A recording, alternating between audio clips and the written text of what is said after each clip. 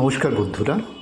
শ্রীভূমি শহরের শিলচর রোডের ঘাটলাইন এলাকায় মানুষের সহযোগিতায় এবং কিছু ব্যবসায়ীর উদ্যোগে একটা ছোট্ট প্রভাতী মার্কেট তৈরি হয়েছে। এখান থেকে শাকসবজি, মাছ, মাংস সব কিছু এখানটাতে পাওয়া যায় অত্র এলাকার মানুষের জন্য। দেখবেন উন্মুক্ত আকাশের নিচে এরা কিন্তু বসছে, কোনো শেড ফেড কিছুই নেই, নিজস্ব একটা ছাতা নিয়ে এরা বসে এখানটাতে দোকানদারি করছে। অনেক বছর ধরে এখানটাতে বিভিন্ন ধরনের ফল ফসলি থেকে শুরু করে সবজি নিয়ে এরা বসে। বিশেষ করে সিজনেবল কিছু সবজি এরা এখানটাতে ওঠায়।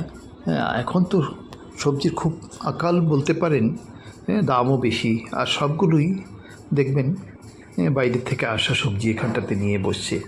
তারই পাশাপাশি এখানটাতে মাছ বাজারও আছে, মাংসের বাজারও আছে, সমস্ত কিছু। আপনারা অবশ্যই অত্র এলাকায় যারা আছেন বা একটু দাম একই মোটামুটি অন্যান্য বাজারের মতোই, তবে কমিউনিকেশনের জন্য এখানটাতে আসা অবশ্যই আমরা মাঝে মাঝে এখানটাতে আসি। এখান থেকে মেইন যে বাজারটা সেটা 1 কিলোমিটার দূরে হবে।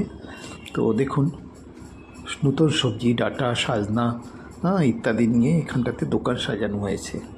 তারই পাশাপাশি এই রেল স্লাইডিংয়ের পাশে যে বাজারটা, তার ঠিক উল্টো দিকে দুটো দোকান দেখলাম, মাত্র দুটো দোকান। পাহাড়ি দুজন মহিলা দোকানটা নিয়ে এসছে। দেখুন ওদের কাছে কি কি আছে: কচুর শাক, সাজনা, থোর, ভুট্টা, মনে হচ্ছে ওদের প্রোডাকশন করা বা গ্রাম থেকে কালেকশন করা, কাঁঠাল, কাঁচা কলা ইত্যাদি। এই সমস্ত সবজিগুলো কিন্তু পুষ্টিগুণ সম্পন্ন। আপনারা এখানে আসবেন, ওদের থেকে কিছু অন্তত কিনবেন। ওদের একটা নিয়ম হচ্ছে যে এটা ফিক্সড রেট, সেই রেটেই আপনাকে কিনতে হবে। আমরা সবাই চেষ্টা করি 5 টাকা 10 টাকা কম দেওয়ার, কিন্তু ওরা বলছে যে যেটা রেট সেটাই। খুব দয়াশীল হলে ওরা অন্তত কম রাখে।